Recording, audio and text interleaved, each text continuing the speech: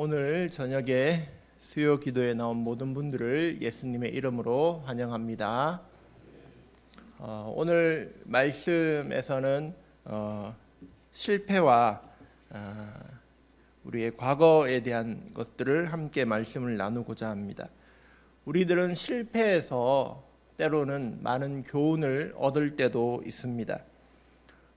여러분 아침에 한 번씩 드셔보셨는 그 시리얼 아시죠?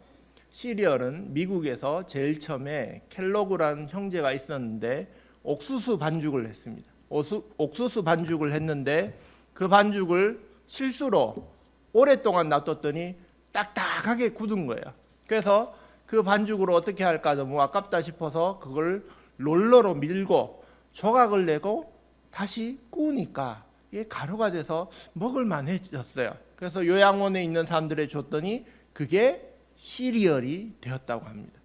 실수로 시리얼이 개발된 것이죠. 또 미국의 한 여성은 초코 케이크를 만들어야 되는데 실수로 베이킹 파우더를 안 넣게 됩니다. 그래서 초코빵이 이렇게 부풀어 올라야 되는데 부풀어 오르지 않고 그냥 딱딱하게 돼서 실수로 초코 브라우니를 발명하게 됩니다. 또 중국의 한 식당에서는 굴 요리를 하는데 굴 요리를 하다가 실수로 요리를 내버려 두고 좀 나중에 와서 보니까 그게 다 쫄아 있는 거예요. 이걸 버려야 되는데 냄새를 맡아보니까 기가 막힌 냄새가 나서 이걸 써보자 해서 썼는데 그게 굴 소스가 됐다고 합니다. 또 1970년에 인천에 면을 뽑는 제면소에서 한 사람이 이제 공장 직원이 냉면을 뽑아야 되는데 그 틀을 맞추는데 틀을 잘못 맞춰가지고 면이 그만 굵게 나와서 쫄면이 만들어졌다고 합니다.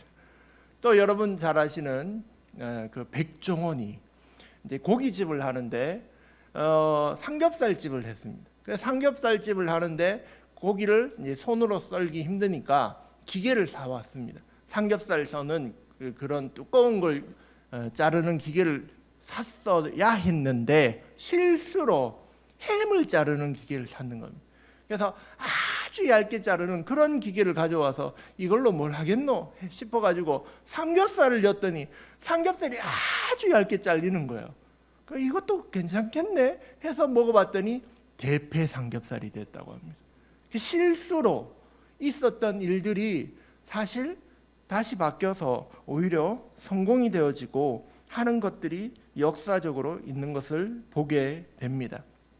오늘 이야기에서도 우리의 인간의 실수와 그러한 실패조차도 하나님께서 들어 사용하시고 그 일들을 통하여 하나님의 선교를 이루어 나가는 것을 보게 됩니다.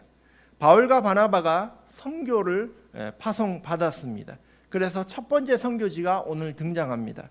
오늘 말씀을 통해서 선교의 원리를 함께 또 나누어 보고 또 그곳에서 만난 무당과는 어떻게 싸워서 물리쳤는지 살펴보도록 하겠습니다. 말씀을 보면 4절 상반부에는 성령의 보내심을 받아 이렇게 이제 시작합니다. 선교는 성령님께서 보내신 일입니다. 선교할 때 그러므로 담대하십시오. 하나님이 함께 하십니다. 또 4절 하반부에 보면 이들이 실루기아를 통해서 배를 타고 구브로로 가게 됩니다. 구브로는 지금의 키프로스라는 섬인데 이 섬은 사실 바나바의 고향입니다. 그래서 그곳은 어디보다도 더 잘 알고 있는 그러한 장소였습니다. 그래서 거기에서 사람들에게 복음을 전하고 안디옥에서 멀지도 않았고 그 장소에서 처음으로 복음을 전하게 되는 것을 보게 됩니다. 여기에서 우리는 선교의 방법들을 발견하게 됩니다. 선교는 멀리부터 가는 게 아니라 먼저는 가까운 곳부터 간다는 것입니다. 우리 주변에 있는 사람들에게 그 사람들에게 먼저 복음을 알리고 예수님을 전하기 시작해야 되는 것이죠. 그래서 바울과 바나바가 가게 됐는데 5절에 보면 살라미에 이르러 하나님의 말씀을 유대인의 여러 회당에서 전할세라고 합니다. 또 그 뒷부분에 요한을 수행원으로 두었더라. 이 5절까지만 해도 이 바울과 바나바와 이 바울 이 일행이 선교가 참 잘 되어지고 있었습니다. 그리고 성공적으로 이루어지고 있었습니다. 그래서 더 협력해서 사람이 필요해서 쓰게 되었는데 그 사람이 바로 마가 요한이었습니다. 이 사람은 바나바의 생질 조카였습니다. 지금은 함께 하게 되고 또 나중엔 따로 하게 되었지만 어쨌든 이것을 통해서도 우리가 깨달을 수 있는 것은 선교는 혼자 하는 게 아니라 함께 힘을 합쳐서 하고 협력해서 해야 된다는 것을 깨닫게 됩니다. 오늘 집중적으로 함께 살펴보고자 하는 부분은 회당 전도에 대해서입니다. 5절에 보면 그들이 유대인의 여러 회당에서 전했다고 말씀하십니다. 하나님께서 바울과 바나바 일행에게 매우 뛰어난 선교 전략을 주셨습니다. 그것이 바로 회당 전도 방법이었습니다. 그들이 펼친 회당 중심의 전도는 매우 효과적이었습니다. 예수님 때에도 회당을 중심으로 예수님이 다니면서 성경을 읽고 사람들에게 말씀을 전했습니다. 그런데 이 회당이 어떻게 생겼는지 아십니까? 어떻게 생기게 되었는지 아십니까? 이 회당은 사실 옛날에는 사람들이 예배드리러 가려면 성전에 갔어요. 예루살렘 사람들, 이 유다 사람들은 성전에 모여서 하나님께 예배 드렸지 않습니까? 근데 그 성전이 없어졌어요. 왜 없어졌습니까?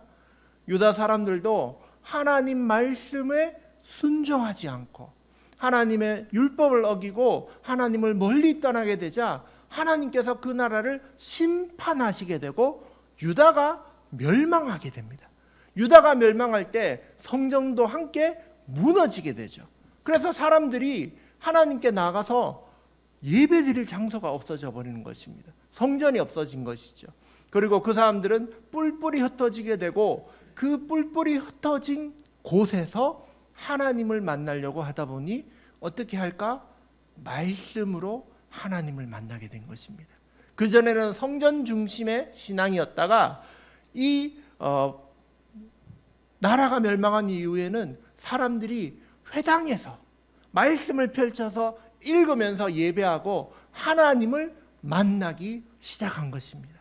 그래서 예수님 때 어떤 일이 일어나냐면 그 말씀을 읽는 그때의 안식일 날 예수님이 찾아가셔서 이사야의 말씀을 읽으면서 내가 바로 이 메시아다라고 선포하신 것입니다. 회당을 통하여 그러한 전도가 복음 전파가 시작된 것이지요. 여러분, 이 회당은 어떤 장소였습니까? 유대인들에게는 사실은 실패의 장소였습니다. 그들의 나라가 멸망했기 때문에 어쩔 수 없이 마을마다 사람들이 조금씩 모여서 하나님께 예배드리려고 만들었던 그러한 장소, 눈물의 장소였습니다. 그래서 세계 곳곳에 흩어져 있는 거예요. 유대인들이 있는 곳이라면 막 회당이 다 있어요. 그런데 놀라운 것은 그 실패의 자리를 하나님이 사용하신 것입니다. 예수님께서 그곳에서 사람들을 만나 주셨고 하나님이 그들을 만나 주시며 이제는 변화시켜서 실패의 자리에서 복음이 전파되어지는 전도의 거점, 전도의 전초 기지로 삼아 주신 것입니다. 할렐루야. 여러분, 이것이 선교의 놀라운 방법입니다. 하나님께서는 실패한 이스라엘의 역사까지도 가져오셔서 이렇게 선교하고 전도하는 데 사용하신 것입니다. 우리의 인생도 마찬가지지 않습니까? 우리가 간혹 아팠던 일들, 실패했던 일들, 그러한 과거들이 있지 않습니까? 실수했던 일들이 있지 않습니까? 그런데 우리는 그러한 눈물의 시간, 아픔의 시간을 하나님 앞에 가져올 때 하나님께서 우리의 그 과거도 하나님을 만나는 시간으로 사용해 주시고, 그리고 하나님께서 그것을 통해서 다른 사람에게 말씀을 전하는 기회로, 즉 간증의 기회로 삼아 주시지 않습니까? 우리의 과거를 그렇게 우리가 사용하지 않습니까? 그것이 바로 하나님의 선교의 원리라는 것입니다. 여러분의 과거, 여러분의 아픔, 여러분의 실패조차도 하나님은 하나님의 영광의 방법으로 사용하시는 줄 믿습니다. 5절까지만 해도 사울과 바나바 일행은 큰 어려움이 없어 보입니다. 그들이 제일 처음에 구부로 이 키프로스 섬이란 곳에 서쪽 항구에 도착했을 때는 괜찮았습니다. 여러 회당을 다니면서 말씀을 전했습니다. 근데 동쪽에 있는 항구 파포스라는 곳에 도착하는데 거기서 문제가 생깁니다. 8절 말씀 한번 같이 읽겠습니다. 시작. 이 마술사 엘루마는 이름을 번역하면 마술사라. 그들을 대적하여 총독으로 믿지 못하게 힘쓰니. 바울과 바나바가 그 지방의 유력한 사람을 만나게 됩니다. 바로 총독 서기오 바울입니다.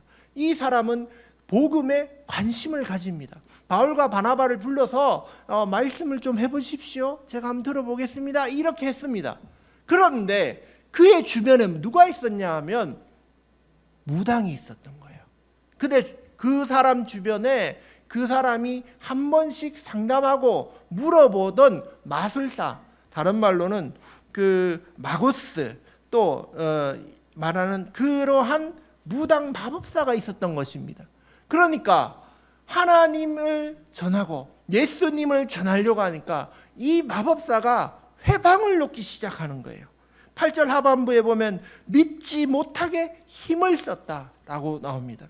이 못하게라는 헬라어는 디아스트레포인데 이것은 왜곡한다는 거예요.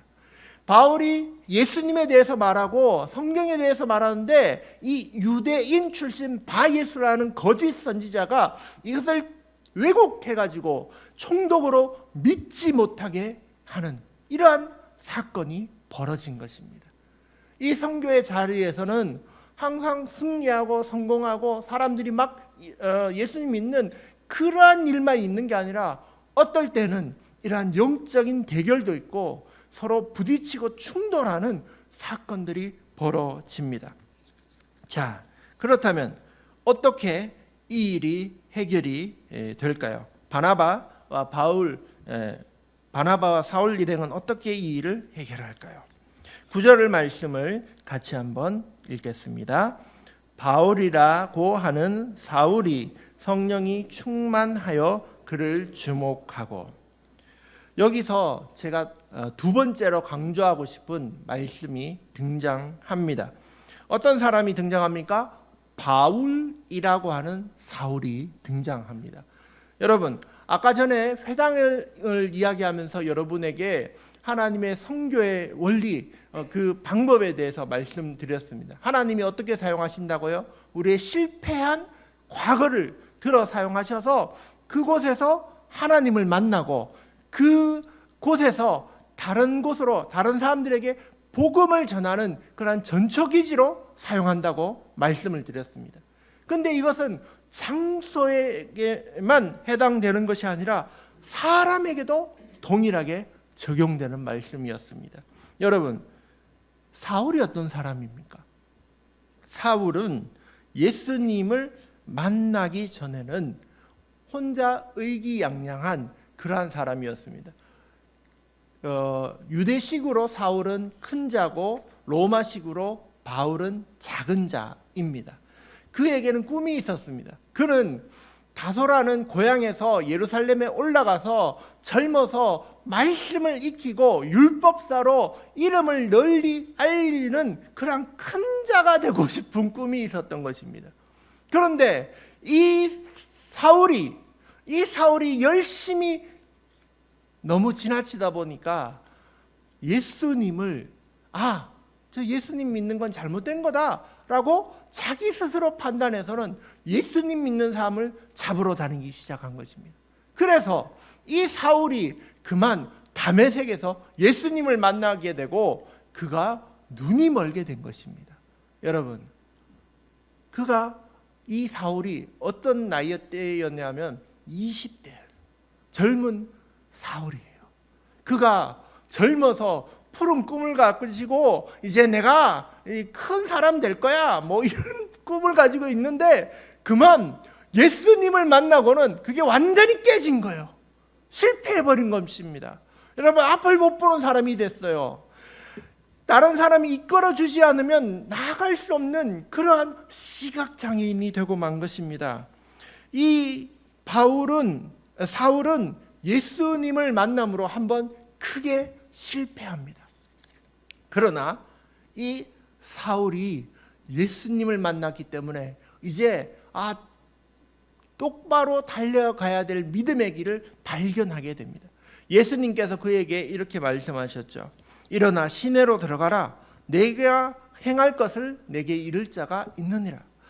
하나님께서 이 사울에게 어떻게 해야 될지를 보여주시면서 예수님이 아나니아를 만나게 해주시고 아나니아에게 안수받고 눈이 뜨이게 해주십니다. 그리고 실패 자리에서 일어나 예수님을 만나고 복음 전하는 사람으로 바뀝니다. 그러니까 이렇게 되면 이제 성공했네, 잘 됐네 이렇게 하고 끝나야 되지 않습니까? 근데 사울은 그 자리에서 또 실패합니다. 뭐냐면 사울이 그 전에 뭐였습니까? 핍박자였지 않습니까? 예수님 믿는 사람을 핍박하는 사람이다 보니까 다메섹에서 이제 사람이 바뀌어서 예수님 믿게 되고 예수님을 이제 전해야 되겠구나 싶어서 전하는데 안 믿어주는 거예요. 사람들이 안 믿어주는 걸 떠나서 그 다메섹에서 사람들에게 복음을 전하니까 이제는 사울도 핍박의 대상이 됩니다. 그래서 그곳에서 죽을 뻔합니다. 그래서 그 사람이 사울이 이제는 도망쳐와서 어디로 가냐면 예루살렘으로 와요. 예루살렘에 와서 교회에 갔는데 아무도 안 반겨주는 거예요. 야, 쟤 봐라, 핍박자가 왔네. 근데 누가 사울을 만나주고 다른 사람에게 친구로 소개시켜줬냐면 바나바가 그렇게 합니다. 바나바가 아니라고, 이제 이 사람은 예수님 믿는 사람이라고, 함께 예수님 전하자 이렇게 해서 사울이 또 힘을 내서 예루살렘에서 복음을 전합니다. 어떻게 됐을까요? 또 핍박을 받습니다. 성공하지 못하는 거예요. 그래서 사람들이 야, 넌 위험하다, 여기 있으면 안 되겠다, 어렵겠다 해서 고향으로 돌려보냅니다. 다소로 다시 돌아가는 거예요. 이제 금희환영해서 고향으로 갈 줄 알았는데 핍박받아서 실패해서 돌아가게 됩니다. 이 사울은 어떤 사람인가 하면 지금까지 예수님 믿어서 이제 복음을 전해보겠다라고 하지만 성공하지 못하고 실패만 거듭한 그러한 사울이었습니다. 근데 이 사울이 이제 시간이 어느 정도 흘렀냐면 거의 17년의 시간이 흐릅니다. 여러분, 20대 중반이라고 해도 17년이면 42 정도 되지 않습니까? 그러니까 이제 이 사울이 나이가 든 거예요. 여러분, 젊은 사울은 자기 혈기로 복음을 전하다가 막혀서 실패하고 맙니다. 그런데 이제 17년이 흐른 다음에는 이제야 하나님이 글을 써주시는 거예요. 이제 그를 바나바를 통해서 고향에서 다시 불러와서 안디옥에서 교사를 하게 하고 사람들하고 함께 교회를 세워나가다가 이제야 하나님이 그를 이방의 택한 그릇으로 그렇게 사용하시기 시작한 것입니다. 그 첫 선교지가 오늘 구브로 이 키프로스 섬입니다. 자, 그러면 이제 이 바울이 성공해야 되지 않겠습니까? 이제 실패했었으니까 이제는 좀 전도가 되고 성공해야 되지 않겠습니까? 그런데 이 바울의 나이를 잠깐 조금 더 얘기 드리면 사울로 살다가 이제 바울로 이름을 고쳐서 오늘 본문에서부터 이제 바뀌어 나가기 시작합니다. 그런데 이 바울로 이름을 바꿔서 사는데 이 사람이 지금 이제 40대 초반쯤 되니까 그 당시에 로마 사람들의 평균 수명이 몇 살이냐면 50세가 안 된 거예요. 그러면 이제 이 바울은 어떤 나이인가 하면 이제는 노년인 거예요. 그 당시 사람들에게 이제 이 사람은 인생의 말년에 접어든 것입니다. 여러분, 우리의 때는 어쩌면 아직 오지 않았는지도 모릅니다. 여러분, 이 사울은 하나님께서 쓰시는데 17년 이상 이렇게 묵혀뒀다가 쓰시는 거예요. 왜 그렇게 하셨을까요? 젊어서는 그의 혈기 때문에 그가 원하는 대로 되는 대로 그렇게 막 전도하다가 실패하고 그렇게 돌아가게 했지만 이제 그 혈기가 빠지고 자기가 하고 싶은 대로 하려고 해도 이제 인생의 말년이 돼서 하고 싶은 걸 할 수 없을 때 그때서야 하나님이 불러주신 것입니다. 모세와 같이. 여러분, 그것이 하나님의 때입니다. 하나님은 그때 우리를 불러주십니다. 하나님께서 우리를 어떻게 사용하시는가 하면 우리 스스로의 힘이 빠지고 우리 스스로의 인간적인 능력이 빠졌을 때, 연약해졌을 때, 지금이 하나님의 때입니다.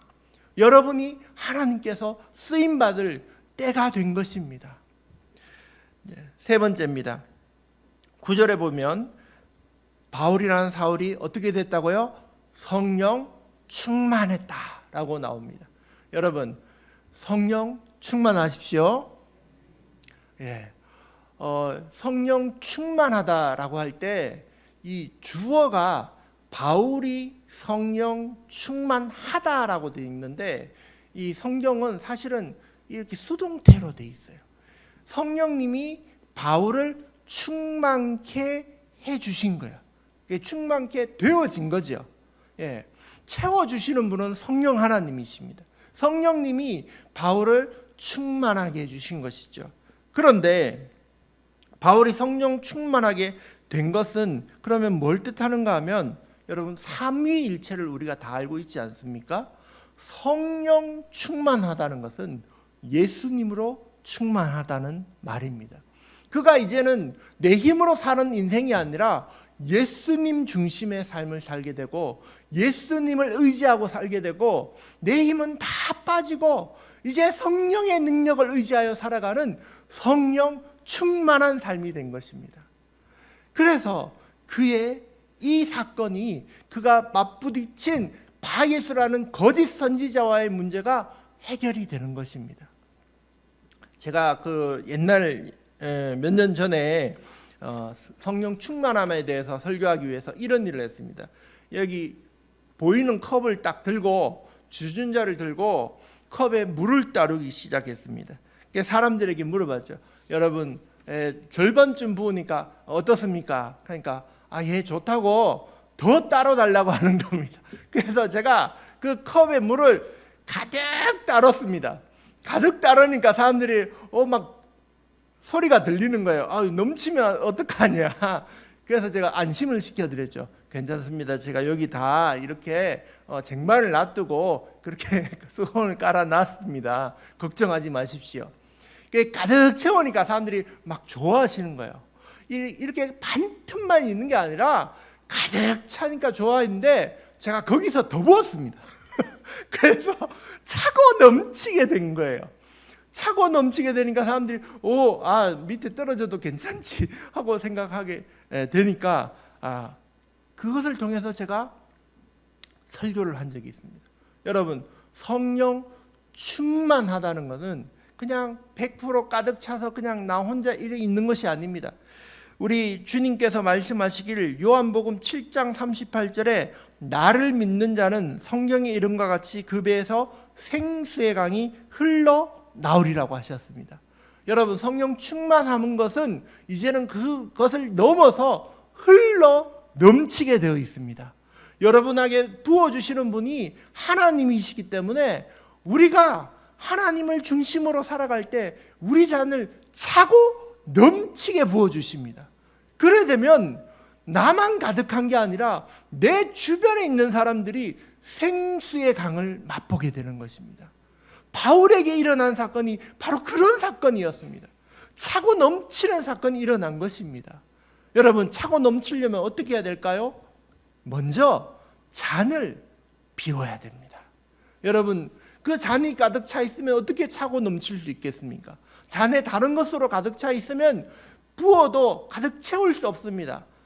그러므로 우리가 성령 충만하기 위해서는 우리가 배워야 하는 그 첫 번째는 자기를 비우는 자기 부인을 배워야 되는 것입니다. 사도 바울은 지금은 이제 예수님 중심으로 살게 돼서 자기를 비우는 삶, 자기 부인의 삶이 되어진 것입니다. 예수님께서 말씀하셨습니다. 누가복음 9장에 보면 아무든지 나를 따라오려거든 자기를 부인하고 날마다 제 십자가를 지고 나를 따를 것이니라. 자기 부인이 바로 자기를 비우는 일입니다. 자기를 부인하고 비우면 뭘로 채워진다고요? 성령 충만하게 채워집니다. 예수 충만하게 채워지는 것입니다. 할렐루야. 그때 드디어 이 바예수 거짓 선지자를 대적하고 이길 수 있게 된 것입니다. 그전에는 핍박하는 사람들에게 아무것도 할 수 없었고 도망쳤어야 되는 이 사울이 이제야 방법을 깨닫게 된 것입니다. 이제야 성령 충만함으로 이 바예수에 대하여 이렇게 말을 합니다. 10절입니다. 모든 거짓과 악행이 가득한 자요 마귀의 자식이요 모든 의의 원수요 주의 바른 길을 굳게 하기를 그치지 아니하겠느냐라고 말하면서 내가 맹인이 되어 얼마 동안 해를 보지 못하리라 이렇게 선언을 합니다. 성령 충만한 바울은 그 혼자의 힘으로 이런 것을 해낸 것이 아닙니다. 바로 하나님의 힘으로 예수님께서 그를 통하여 그 선교가 이길 수 있도록 승리할 수 있도록 이 거짓 선지자를 물리쳐 주신 것입니다. 할렐루야. 여기에서 우리는 두 가지 교훈을 얻게 됩니다. 여러분, 이러한 부딪히게 될 때, 영적인 싸움이 일어날 때 어떻게 해야 된다고요? 기도해야 됩니다. 예, 자기를 비우는 기도를 해야 됩니다. 아, 주님, 자녀들에게, 남편에게 복음을 전해야 되는데 자꾸 싸웁니다. 어떻게 합니까? 어떻게 해야 된다고요? 자기를 비우는 기도를 해야 됩니다. 남편이 아닙니다. 남편과의 문제가 아니라 그것은 영적인 문제입니다. 그러므로 우리가 믿지 않는 사람들, 믿지 않는 자녀들에게 복음을 전할 때는 기도하고 그렇게 전해야 되는 것입니다. 그때 하나님의 역사가 일어날 줄 믿습니다. 또 두 번째는 사도 바울도 시각장애인 생활을 3일 동안 했습니다. 그러면서 그가 느낀 것은 나도 눈을 감았다가 뜨면서 영적으로 밝게 된 것처럼 이 바예수도 다시 눈을 뜰 때 예수님을 바라볼 수 있게 되도록 영원히 눈이 보이지 않게 하는 게 아니라 뭐라고 얘기하냐면 얼마 동안 해를 보지 못하리라 이렇게 얘기하는 것입니다. 그에게 기회를 주는 겁니다. 방해하는 자들일지라도 복음을 방해하고 하나님의 말씀 전하는 것을 방해하는 자들일지라도 그에게 하나님의 긍휼이 부어지기를 기도한 것입니다. 이 이야기의 마지막입니다. 그래서 어떻게 됐는가? 총독 서기오 바울은 드디어 이 모든 사건을 보고 예수님을 믿게 되었습니다. 그리고 주의 가르침을 놀랍게 여기게 되었습니다. 하나님께서 이 바울 일행을 통하여 하나님의 선교가 이루어지게 한 것입니다. 우리의 실패도 마찬가지입니다. 우리의 실패도 하나님께서 사용하십니다. 이제는 그것이 변하여 하나님을 만나는 자리가 되고 이제는 하나님을 전하는 그러한 거점이 전초기지가 되는 것입니다. 그것이 우리에게 주신 하나님의 놀라운 전도의 원리입니다. 여러분 그 찬양을 다 아시죠? 나 가진 재물 없으나 나 가진 지식 없으나 이 찬양을 만든 분이 누군지 아십니까? 송명희라는 시인입니다.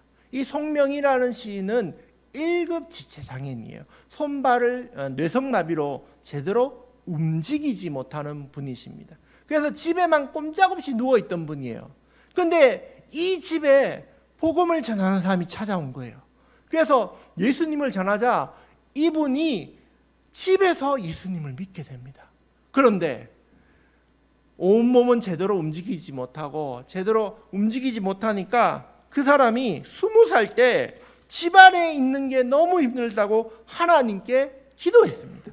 성령의 신인이 하나님께 투정을 했습니다. 하나님, 나는 아무것도 가진 게 없습니다. 자유롭지 못합니다. 배운 것도 없습니다. 밥만 축내는 사람입니까? 그때 하나님이 성령의 시인을 만나 주시면서 받아 적으라 라고 얘기하십니다. 그 시가 바로 오늘 이 시였습니다.